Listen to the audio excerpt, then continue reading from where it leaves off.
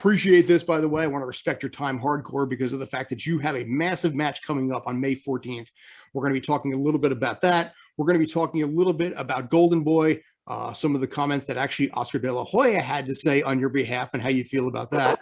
I do actually have a couple of questions for you in regards to changing weight classes, because I think the average person doesn't really understand and appreciate just how tough that can be on you. But let's start things off. How you doing? How you feeling? And are you ready for May 14th? I'm ready. I'm super ready. And I'm so excited to put a great show for all the fans here in Los Angeles, California, and Ontario. And I think they just started selling the ticket, and now all the floor is selling already, and it will be a lot of crowd, and a lot of Mexican, obviously, and Latinos. They will be there. I wanted to ask you about that because in this case here, you have the respect of the Mexican people. Obviously, California especially is a very, very heavy Spanish and Latin American community.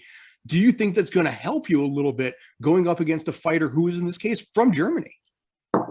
Oh, yeah.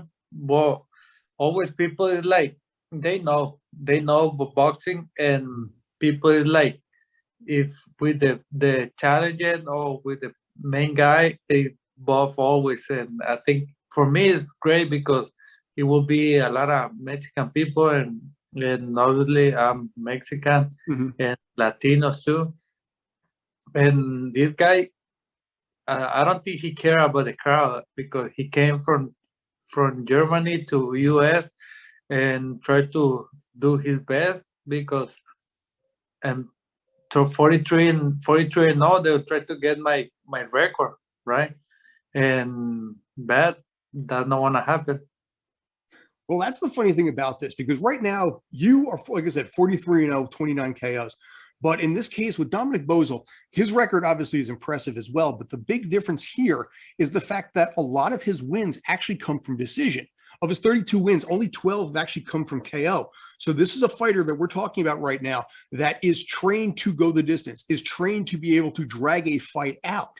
And I wanted to get your thoughts a little bit on this, because obviously stamina going the full distance is going to be a big part of this.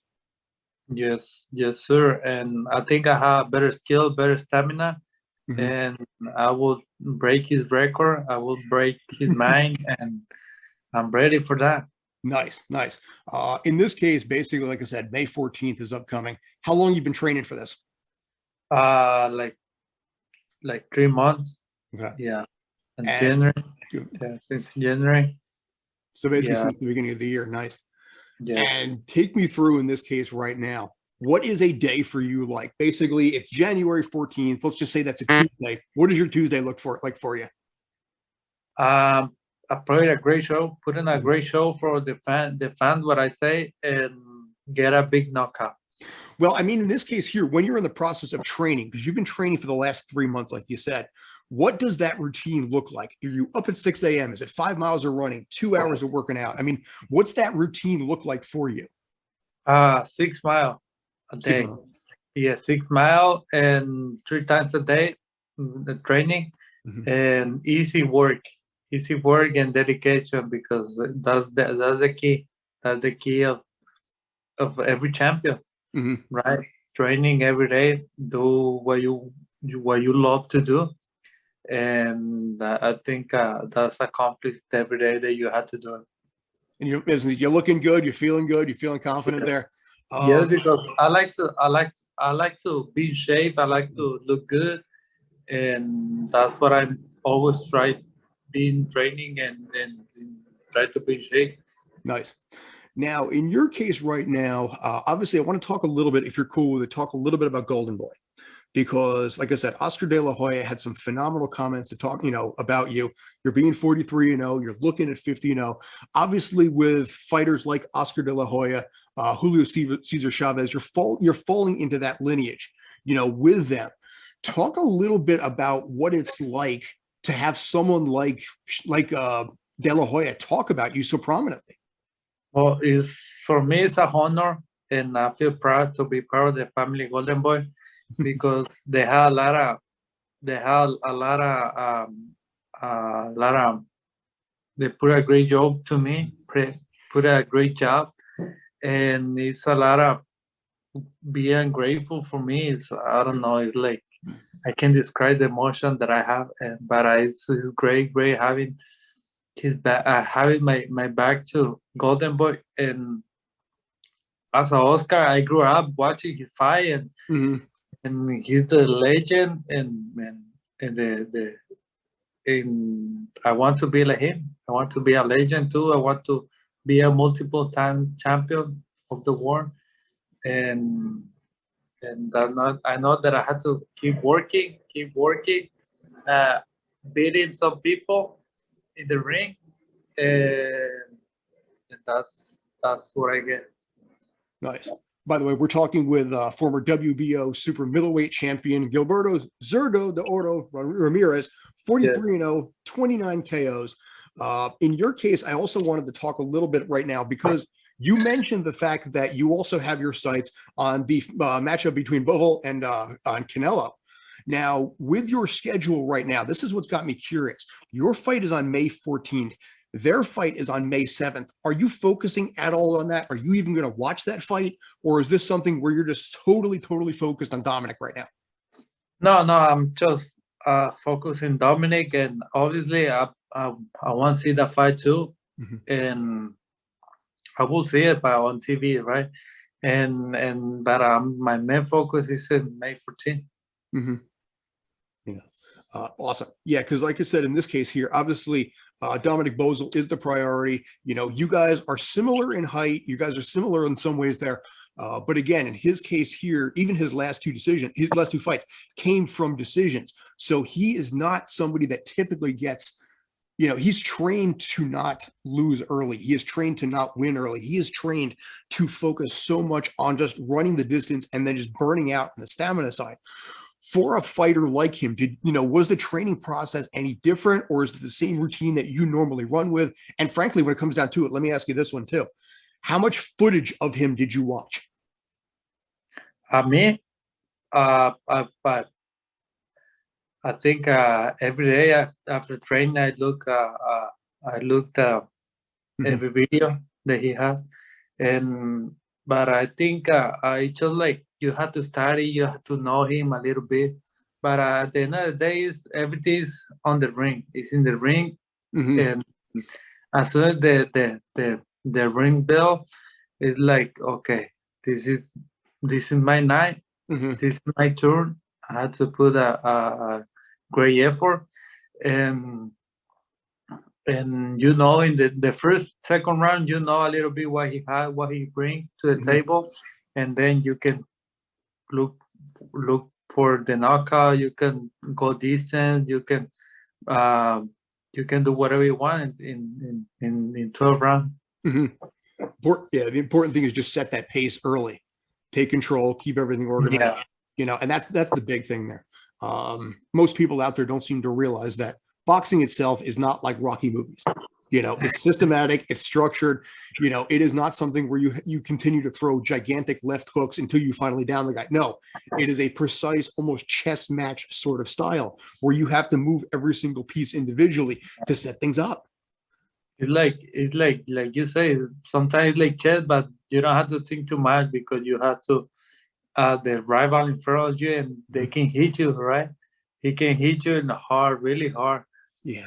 But you have to think like 1,000 per second.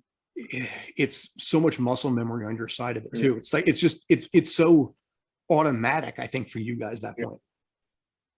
Yeah, I think so too. So all right. So let me ask you, I got basically two more predominant questions. I mean, in your case right now, being a southpaw, how much of a challenge is that for an opposing fighter? For you mostly fight righties, so it's not a big deal. But for people that have to fight southpaw, against a southpaw, is it more of a challenge for an opponent? Does that give you an advantage? Yes, it's challenging to fight a southpaw too. For me, I do a right-handed every day, and sparring partners, and easy, right?